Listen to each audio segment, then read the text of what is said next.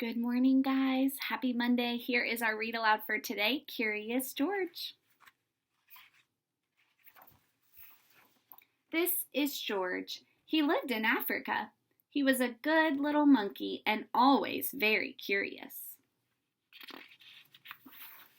One day, George saw a man. He had on a large yellow straw hat. The man saw George too. What a nice little monkey, he thought. I would like to take him home with me. He put his hat on the ground, and of course, George was curious. He came down from the tree to look at the large yellow hat.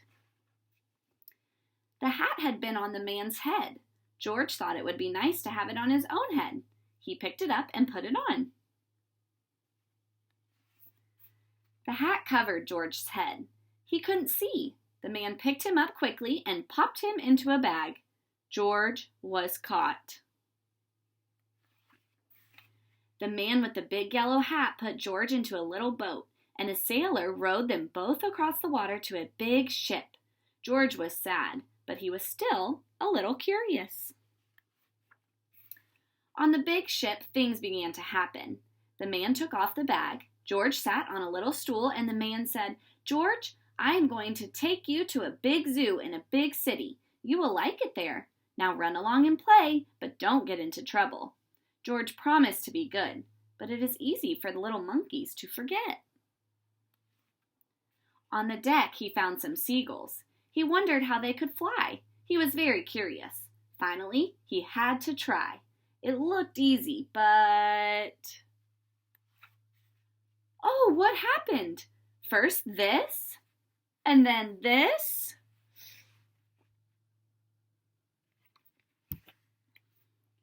Where is George? The sailors looked and looked. At last they saw him struggling in the water and almost all tired out.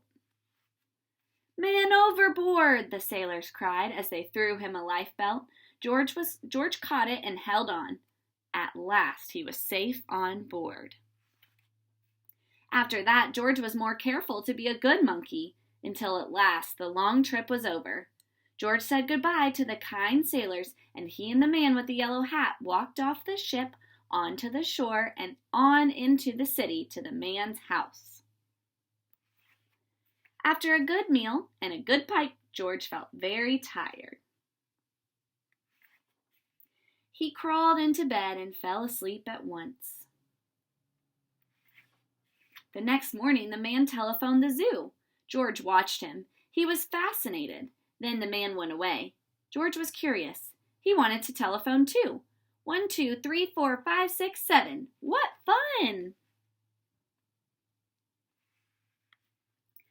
Ding-a-ling-ling! George had telephoned the fire station. The fireman rushed to the telephone. "Hello, hello," they said, but there was no answer.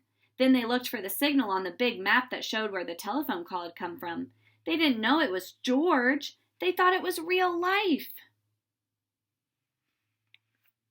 "Hurry, hurry, hurry!" The firemen jumped onto the fire engines and onto the hook and ladders.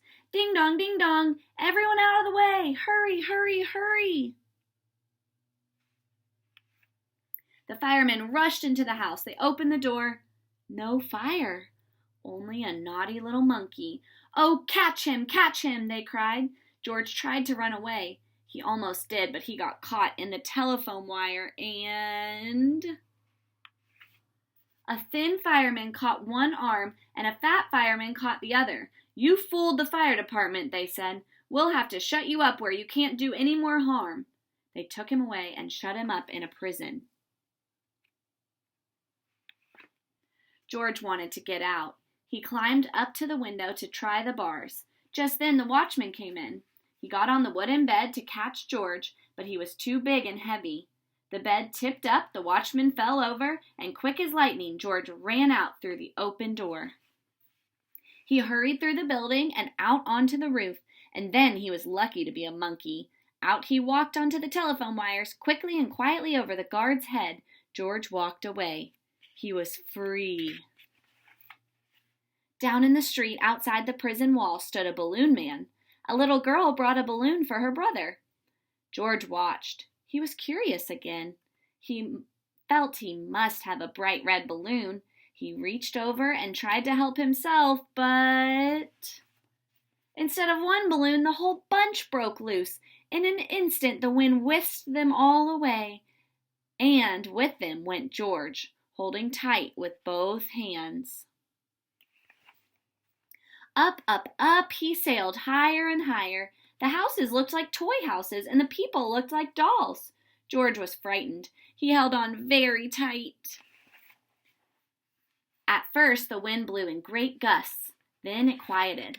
Finally, it stopped blowing altogether. Down, down, down he went. Bump! Onto the top of a traffic light. Everyone was surprised. The traffic got all mixed up, and George didn't know what to do, and then he heard someone call, "George!" He looked down and saw his friend, the man with the big yellow hat. George was very happy. The man was happy too. George slid down the post, and the man with the big yellow hat put him under his arm. Then he paid the balloon man for all the balloons, and then George and the man climbed into the car, and at last, away they went. To the zoo! What a nice place for George to live. The end.